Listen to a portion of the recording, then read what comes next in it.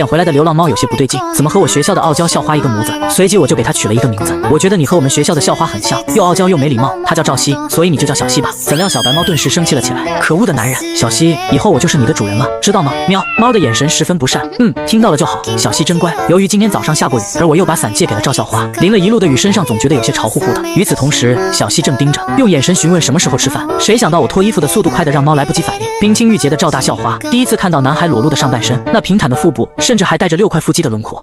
坏蛋！小熙的小猫脸像是烧红了一样，整只猫慌里慌张的飞一下子钻进了床底。它不是故意要看的。看着逃命一样的小猫，我一脸疑惑，什么鬼啊？这只小母猫还知道害羞？大家根本就不是同一个物种好不好？这只猫该不会高冷太久，连看个人都觉得眉清目秀了吧？20分钟之后，洗完澡换掉了衣服，然后就进了厨房。考虑到猫咪的口味问题，我在炒饭里多放了一些虾仁。小熙蹲在餐桌上和我面对面，吃得津津有味。对于赵熙来说，李默真的算是个不错的人，又会做饭又爱护动物，除了成绩差点真的没有什么缺点，而且身高有1.8米，长得也很帅。这样的人不爱学习也不谈恋爱，真是奇怪。肯定是因为说话太不中听，所以才没有女孩子喜欢。喵喵！小熙伸出爪子敲了敲小钢盆，招呼我添饭。我也顾不得他抬头，随手给他盛了一勺炒饭过去，又继续盯着旁边的笔记本，自己莫名其妙的开启了个什么学霸模式，记忆力简直逆天。但英语的读音和数学逻辑他还是一点都不懂，所以我打算报个网课，看能不能恶补一下。但是网上似乎并没有针对我这种情况的课程啊！想当个上进的学生还真难。闻声，小熙抬头，抬起雪白的小蹄子绕了过来。他竟然在找学习资料，适合记忆力惊人但基础很差，相当于没有基础的高3高考生100%上大学网课，这都是什么乱七八糟的？喵！我抬起头，干嘛？又饿了？小熙摇摇头，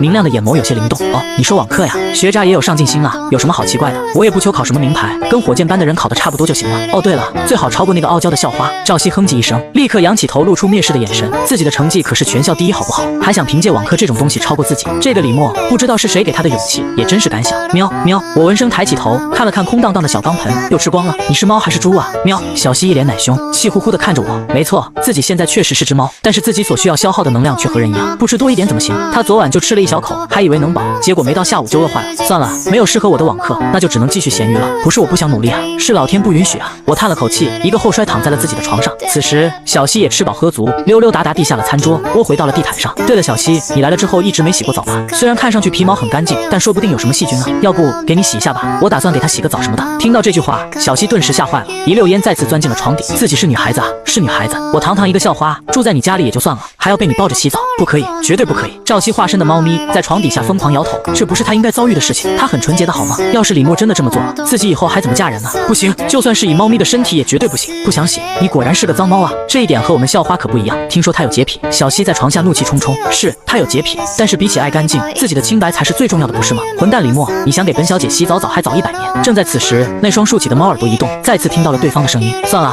反正我今天也累了，你不想洗就不洗吧，不过明天必须得洗，你想跑也跑不掉，知道吗？做猫的不说爱干净，起码不能太脏吧。我敲了敲床沿，顿时吓得小熙在床底一哆嗦，这是威胁，赤果果的威胁。喵呜，脏猫不许骂人，嗷呜嗷呜，学狗叫也没用。我伸手关上了灯，转眼就陷入梦乡。没办法，心又大，学习也不好，没啥压力就是睡得快，于是一夜安静，转眼就到了早上，和昨天的时候一样。一醒过来就发现小熙已经不在了，我也不觉得意外，只当他是出去遛弯了。年轻的猫咪不用自己赚钱买小鱼干，当然就只剩下到处疯了。于是他洗刷了一下，背着背包就走出了房门，来到教室，他把自己的背包放下，沉重的闷响吓了前面的老宋一跳。我靠，李默，你把砖头搬到教室里来了？我摇摇头，从书包拿出一摞书，这是我高中3年的所有课本。我靠，崭新的呀！老宋惊了，你真的一次也没翻过？放屁，扉页还写着我的名字。老宋咂咂嘴，你高1入学的时候好像是全校第3吧？怎么混成现在这样子？听到这句话，我微微叹了口气，那是一段他不想回忆的往事，也正是那件事，他才会选择独居。算了，就是不要再提，我要背书了。翻开课本，不断翻动，3分钟就翻完了一本。老宋看得心惊胆战，心说这样叫背书，我要是信了就是傻逼。正在我疯狂啃书的时候，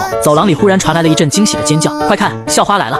她来2班做什么？校花平时不是除了上厕所，从不离开教室的吗？声音响起，四周围瞬间围满了人。只见赵熙抱着一摞笔记本，脚步款款地从1班走到2班的门口，他的小皮鞋在光滑的地板上传出一阵咔嗒咔嗒的声音，每一下似乎都踩在了那些痴迷的男学生的心尖上。快看，校花进2班的教室了！赵熙在人群的目光中走进了2班，顿时惊住了班里的学生。校花怎么来了？还抱了一大堆笔记本，她好像是数学课代表，收作业走错教室了吧？砰！说话之间，赵熙把厚厚的一摞笔记本放在了我的桌上，正埋头苦读的我抬起头，微微一愣，你怎么来了？这是什么东西？给你，给我。放下数学课本，我拿起最上面的笔记本看了一下，里面记载的全都是数学这门科目里最精华的知识点。我靠，这是女神学霸的课堂笔记，这是要让自己好好学习。习。怪了，他怎么知道自己忽然决定要发愤图强的？我看着他，似乎是想从他精致的脸蛋上看出答案。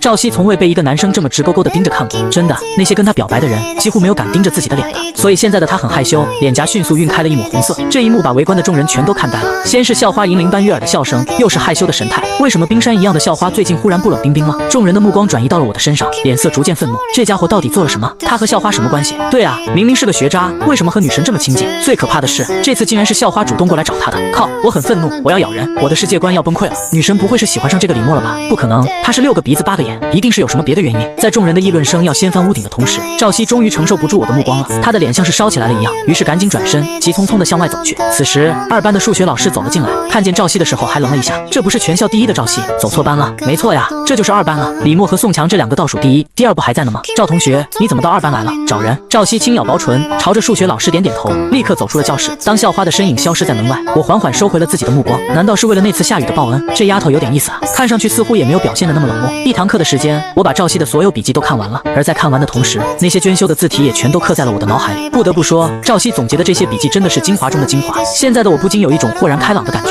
之前背过的数学课本全都连贯在了一起。老宋，下次月考我要拿全班第1。老宋转过头，真的假的？你忘了我恐怖的背书能力了吗？再加上赵熙的笔记，妥妥的。